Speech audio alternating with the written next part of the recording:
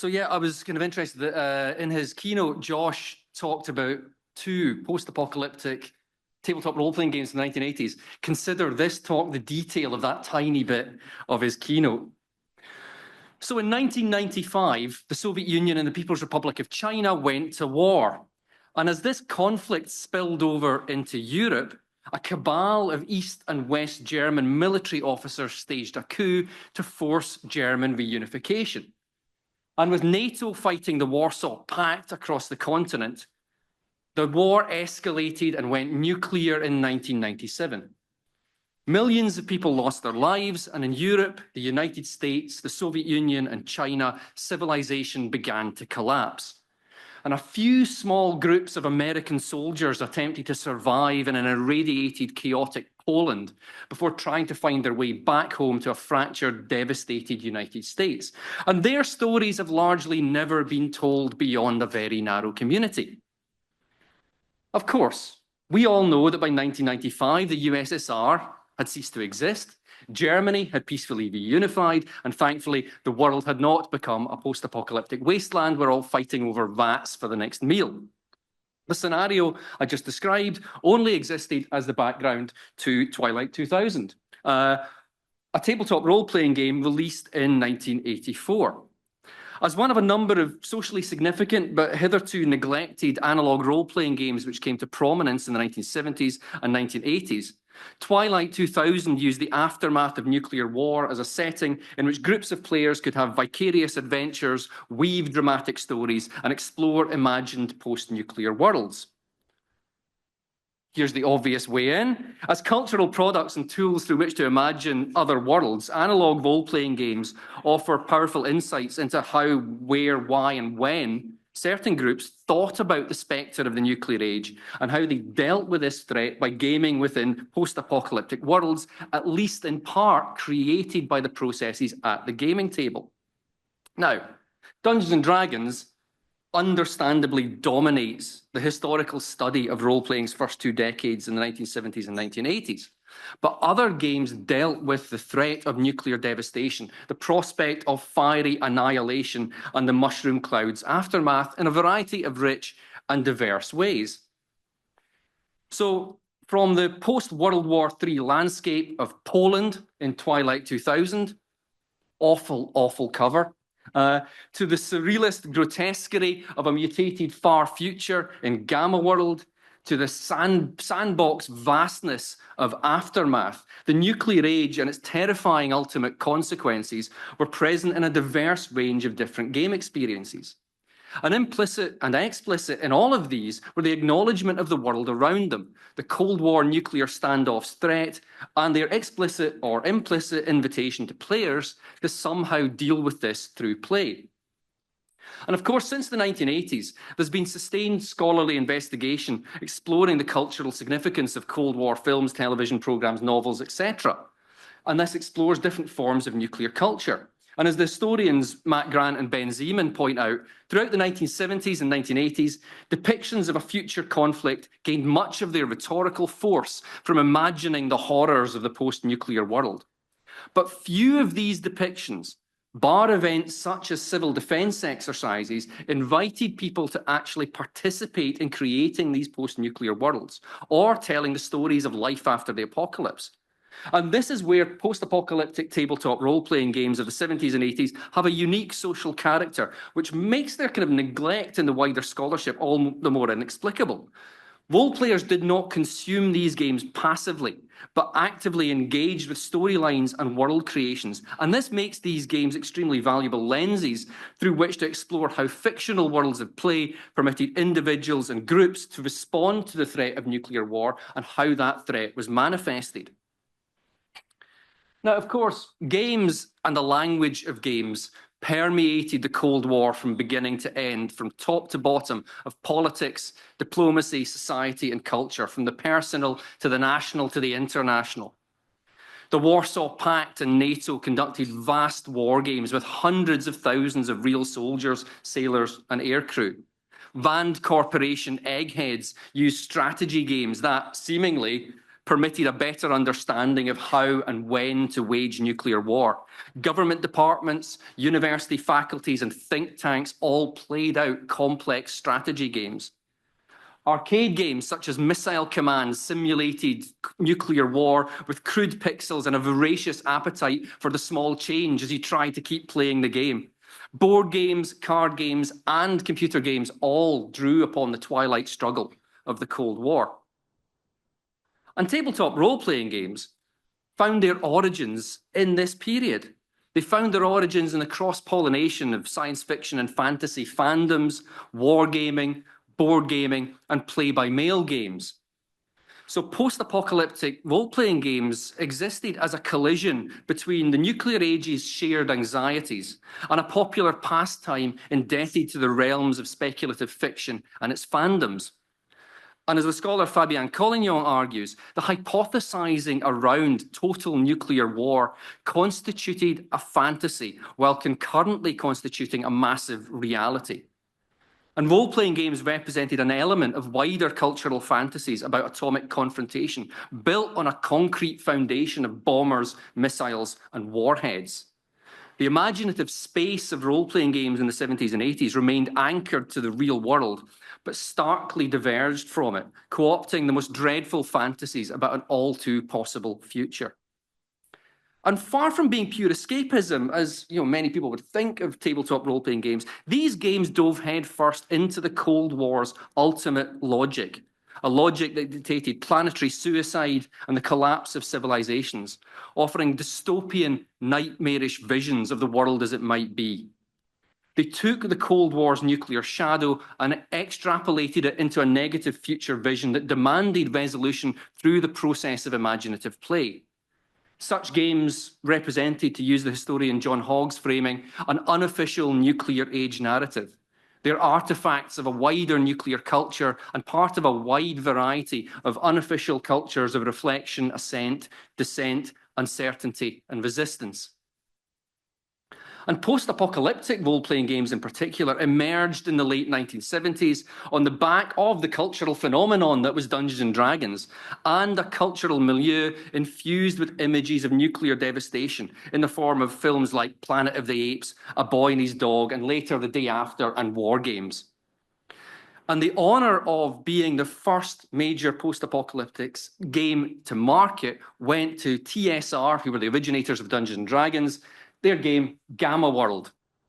Now, Gamma World took place in a radioactive future many centuries hence, where bizarre mutations were widespread, and such societies as existed lived among the detritus of a forgotten, violent past.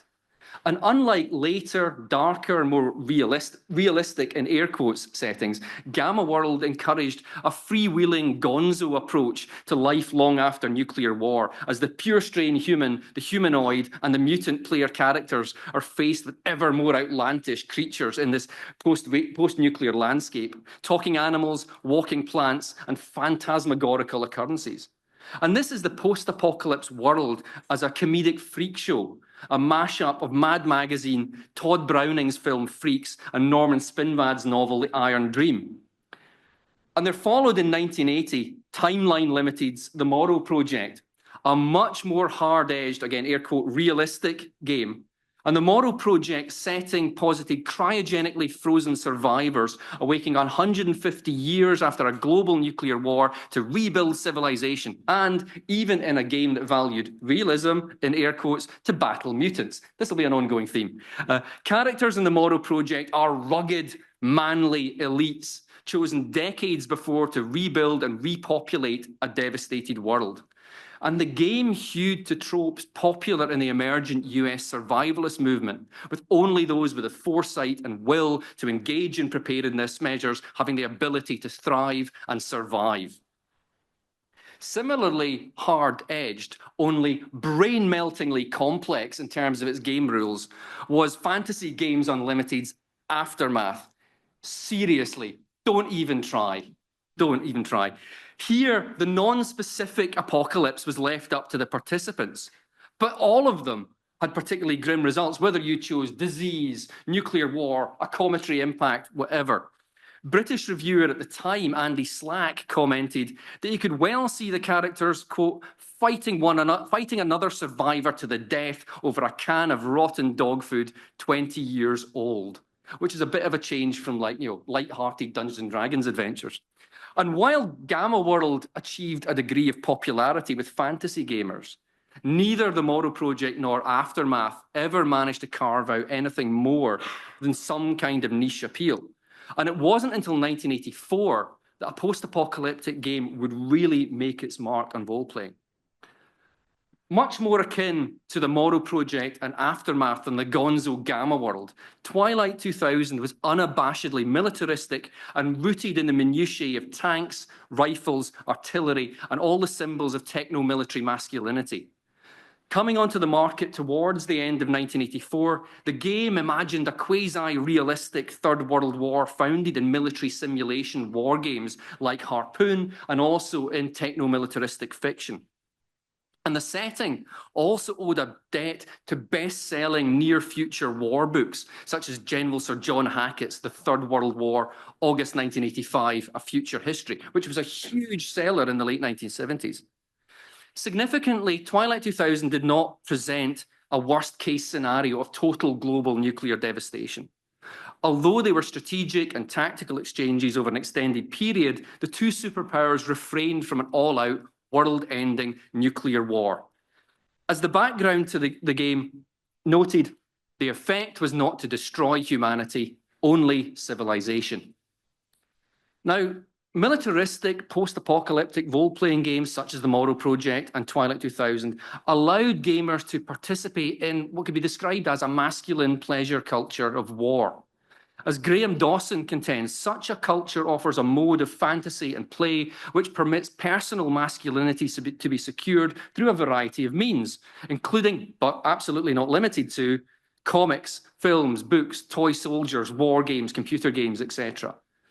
And Dawson's analysis aligns with the concept of militarized masculinity in games that permit players to experience extraordinary situations and break societal taboos, such as killing without consequences. The formalized, mechanized, and systematized nature of the imaginative play inherent in role-playing games is a distinctive collective form of this militarized masculine pleasure culture. And this is particularly true from the period that I'm interested in, given that into the 21st century, tabletop role-playing was an almost entirely male-dominated hobby. As Stephen Dashiell contends by analysing conversations at the gaming table, role-playing games have been, and in some senses continue to be, a largely male preserve, where hooliganism at the table is evidenced by a reticence to apply contemporary social norms to gaming worlds. Now, of course, games can't be properly analysed without exploring how games are actually played, and this is particularly true of tabletop role-playing games. So over the last year, I've been conducting about 40 oral history interviews with individuals who played these games I've mentioned during the 1970s and 1980s. And their diverse experiences and approaches are crucial to understanding what these games meant to the people who played them in period. And of course, I'm at the very start of my analysis of this body of oral history, so everything I say is provisional and absolutely subject to change. So time is limited, so I'd like to concentrate on just two main points from this. Easily the most widely played game of this kind in this period was Twilight 2000. And Twilight 2000 contains no mechanical or systemic support for doing things like peacemaking, rebuilding communities, or restarting civilization. Like most role-playing games of the era, combat is central to the play experience. Yet, in interviewing people who played these games in period, many individuals commented on how their games did focus on altruistic endeavors, on defending the weak, establishing sustainable communities, and so on. And this is replicated in many other games, such as Gamma World and Aftermath. And so my point here is that many gamers use these games and their settings to subvert expectations and engage in activities beyond combat and war, even though those ideas still remained central to a lot of other moments of play. And my second point, and this was one thing that struck me as really interesting, the way people talked about this, is that the wider atmosphere of the real world was brought to the gaming table and inserted into these games in many different and overlapping ways. So whether it was basing a post-apocalyptic game in a locale familiar to the players, using readily available commercial maps as play aids, so Van McNally road atlases in the US, or the game being run by veterans of conflicts like Vietnam, the game world and the real world persistently overlapped. So using familiar locations, for example, was a popular tactic with post-apocalyptic RPGs. And whether this was an area of wilderness, a city, or a hometown, such usages helped the players to visualize the world their characters inhabited. And more subtly, they also brought the apocalypse home, making it present in their everyday environment. Now, of course, there's crucial further research to be done on all of this.